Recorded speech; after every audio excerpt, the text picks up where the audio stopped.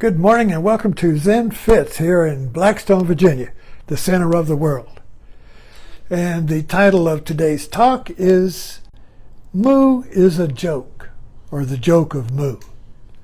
Now I write about this Zen cone. It's called the Mu. Joshu's Mu is called by Zen a breakthrough cone. In other words, all the Zen cones, all the teaching of Buddha, Zen Buddhism in particular, Buddhism in general, is Mu. So that's why it's called a breakout. In other words, if you can break through Mu, you can break through Zen. You can break into Zen and begin the practice of awakening. It's kind of like breaking into the Four Noble Truths. You know what they are. There is suffering, there is a cause for suffering, and there is the cessation of suffering. And these are the 8 things you can do to create the conditions where the first 3 truths happen spontaneously. There is suffering, there is a cause, and there is the cessation of suffering. And you can't cause it by yourself. You can't will it. You can't make it happen. But you can create the conditions for awakening to happen. The 3 noble truths are like a trinity. We separate them analytically into 3 stages, but they are really 1 in 3. The seeing and the cause and the cessation of suffering is all one thing. Bam. And that one thing is Mu. It's not cause and effect. It's Mu. But you have to approach it, you see, through consciousness, which breaks everything into, analyzes everything into parts. So the 4 noble truths, or particularly the 3, are the analysis of Mu. But Mu cannot be broken apart. So let's look into this. Well, what I've learned and what I've discovered, what I practice, and I discovered the depth and the workability and the power of the Zen cones through the books and talks of Albert Lo, who introduced me to Chinese Zen, the Zen of the golden age of Zen, around 700 to 900, when there was a plethora of masters, of patriarchs, of awakened beings. And of course they all wrote down their awakening in little stories, in little dramas, not in philosophical treatises or exposition or sermons or sutras. They captured them in little dramas. So in order to open up the teaching, you have to water the little seed of the cone. And like what were those little hairballs that those little ceramic dolls with hair, you water them and poof, or you got a seed in the mail and you have to plant it in the soil and water it and nurture it, you see, it's got a flower. Well, that takes time. Well, the cone is a seed that breaks open immediately when you see into the cone, when you see into the core contradiction that the cone holds together in one seed or drama. So what is the drama of Joshu's Mu? Well, the monk, and they're all about these monks, they're people with questions like you. We're all monks or seekers who want to know the truth, and you've got a nagging question. You've got this something that just won't let you go. And finally you get an audience with the master and you have your question. You have to have a question. You can't just go there and go blah, blah, blah, blah. You have to have a question. And the better the question, the greater the teaching. The question evokes the teaching. If it's trivial, like, how can I get a new car? That's trivial. That's superficial. You'll waste your audience. But if you have a heartfelt question that goes right to the core of your pain, your suffering, your sense of separation and alienation, if you have that question that goes right to the core of it, then you will get a blossoming, you see. But the blossoming will not be what you think it's going to be. Otherwise, you'd already do it. If you knew what the answer was going to be, you wouldn't even go there, you see, but you don't know. And so the monk or the master is going to respond to you in a way that breaks you through the contradiction in you. If you go to the master with a question, you've got a contradiction. A contradiction is where two contradictory ideas are held in the same mind. Should I do this or that? So the monk comes to the master and says, does a dog have Buddha nature? Yes or no? Yes. Does a dog have Buddha nature? Or no? He wants a logical answer. He thinks if you tell me the truth, that will end my question, which is a tension, which is a pain, which is a need, you see. I want to be free from, I want my mind to be at rest. But there's this contradiction. And who doesn't? Life is a contradiction. Buddha said life is suffering. What he meant was life is a contradiction. Life is a situation that holds a contradiction, that creates time as we try to get out of it.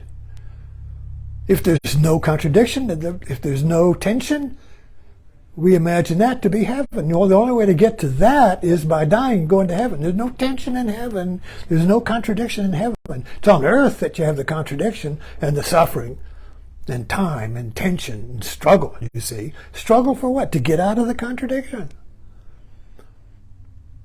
So all these monks come to the master with the question, basically, please put my mind at rest. Please give me peace of mind. Give me that peace that passes understanding that Jesus talked about. Give me the light of lights. Give me the peace that passes understanding. The peace that is beyond the contradiction. The peace that will give me rest. That's what these monks are asking. And so if you go to a Zen koan, you have to go as the monk. What is your question? What is your unrest, you see?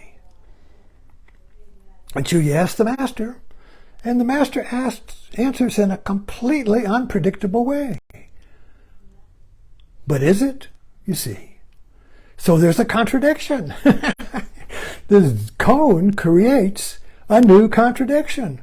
The monk comes with a contradiction. Is it this or that? Yes or no? And the master creates a new contradiction. And the monk either goes away shaking his head, or he awakens. In the koans, in the Zen teachings, the monk awakens. He awakens through the contradiction. That creates a different contradiction than the one he went with. So what is the contradiction that the monk goes to Joshu? Well, there's a dog. Now imagine this. What the monk is saying is one thing. What the monk wants is one thing. What he's saying is another. So he's questioning what the monk obviously knows is that all beings have Buddha nature in Buddhism. That is the ground truth. All beings from the beginning, all beings are Buddha. All beings have Buddha nature. In other words, Buddha is within you. Truth is within you. It's not out there. You can't get to it. You already are truth. You already always are at rest. You are always at rest. Rest is your natural state of mind. It's the unrest that is not natural, but you want to get out of it. So the monk wants to get out of the unrest, and he just frames it as, does the dog have Buddha nature? And if Josu's put in a sting here, because if he says, yes, a dog has Buddha nature, he's not answering the monk's real question. The monk didn't want information. He already knew the answer. But if Joshu says no, well, then he's contradicting Buddhism. So Joshu can't say yes or no. But what does he say? Spontaneously, he just erupts with mu. Now, mu means no in Japanese. So the question of the cone is, what is mu? Is mu yes? Is mu no? Or is mu beyond yes and no? Now, yes and no is kind of like a frame for consciousness. Our consciousness is framed in duality. Yes or no? Should I do this or that? What should I do? This or that? Every choice comes in two. So the monk wants a choice between yes or no. And Joshu gives him mu, which is not a choice of yes or no. It's not yes or no. So what is it? You can't say it doesn't make any sense, throw it out, because there it is.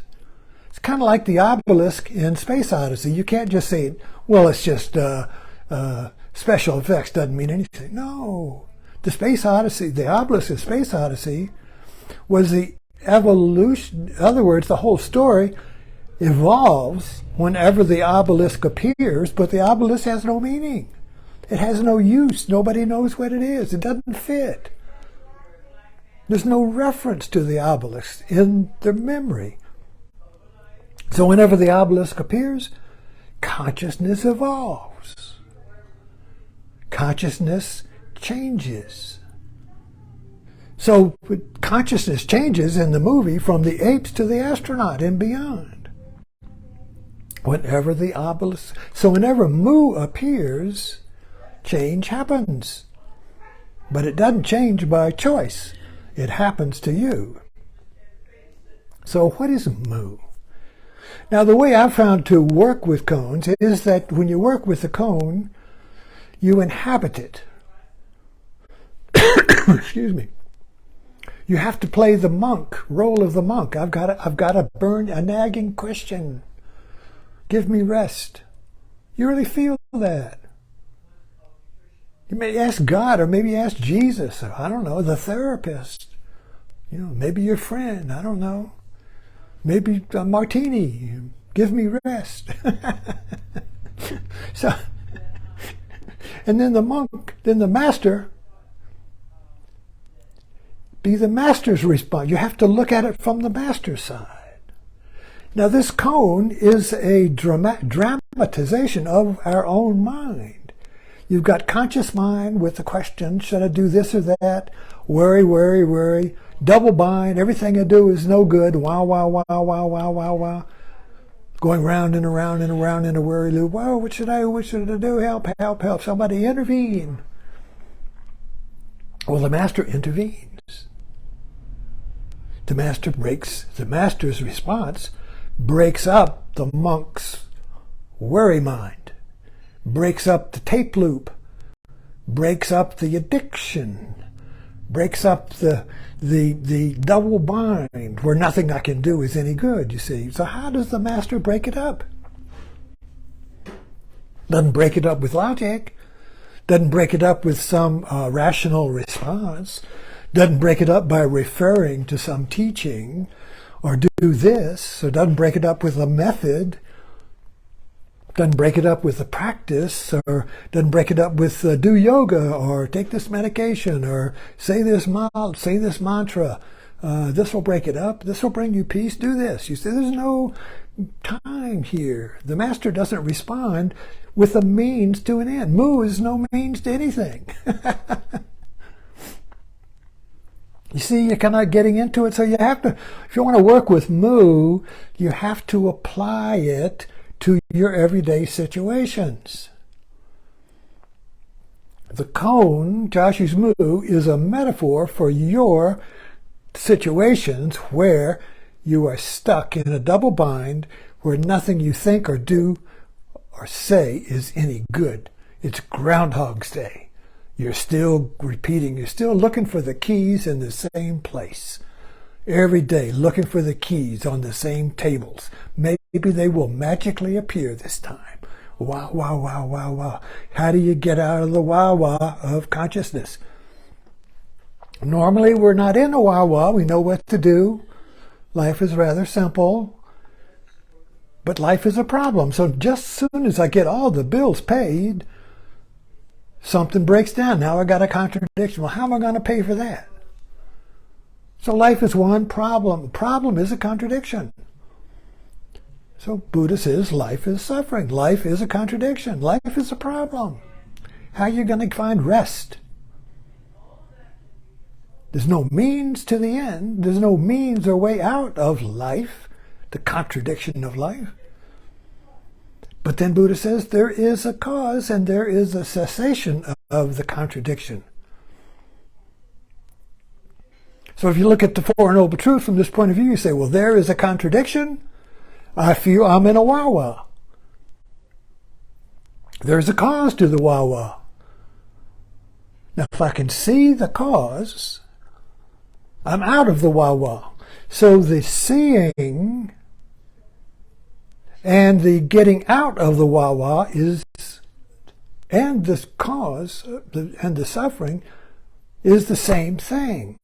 For instance, just imagine you go to a new kitchen and they've got one of these stoves. My mother has one where you have a the burners are under the top so you can't see them. Turn on that stove, you can't really tell if the burner's on or not, unless you look at a light up there. That's once you have your hand on it. And the burner comes on. Maybe you push the wrong way. And suddenly, you feel, you don't see, but you feel your hand getting hot. And you look and you see. It's on the witness, and the seeing of your hand on the burner is taking your hand off the burner. There's no gap there. You don't say, oh shit, I got my hand on the burner. Should I take it off? There's no calculation here. There's no choice. Should I leave it or take it off? The seeing is the choice. The seeing is the action. The seeing and the being, the knowing and the being. The being is the stove in your hand, and the knowing is seeing your hand is on it. They're one, not two. If it's two, then you're the monk. Should I take my hand off or not? Does the dog have Buddha nature or not? Should I take my hand off the burner or not? You tell me, I don't know. Well, that's the dramatization of the mind, of the choosing mind. But reality is not like that. So when the seeing that your hand's on the burner and the removal of your hand, no gap, no separation. You are the stove and the stove is you in that moment of knowing. Zen calls this knowing is being, being is knowing.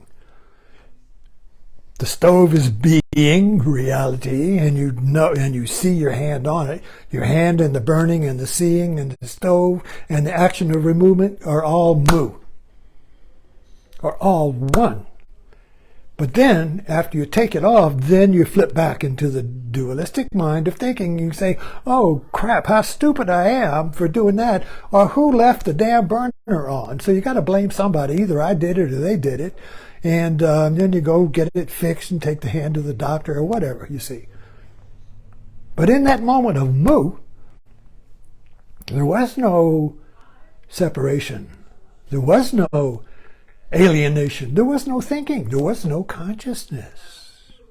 There was no consciousness, because consciousness creates the conscious mind and the subject and the object, and consciousness operates with language. So there's no language involved when you see your hand on a burner. There is no word.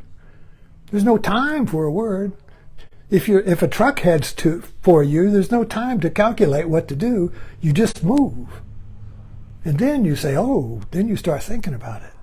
So mu is like that. You see, mu is that knowing being, or being knowing, where there is just one. So before there's two, and then in the action there's one, and then it divides back into two, and you say, oh, what a stupid person I am. That's two. Okay, so mu is very workable if you approach it from a different point of view. That you are the monk and you are the master. And mu is not something. It's an eruption of unity. An eruption of true self. True self is unity. One, not two. Thanks for dropping in.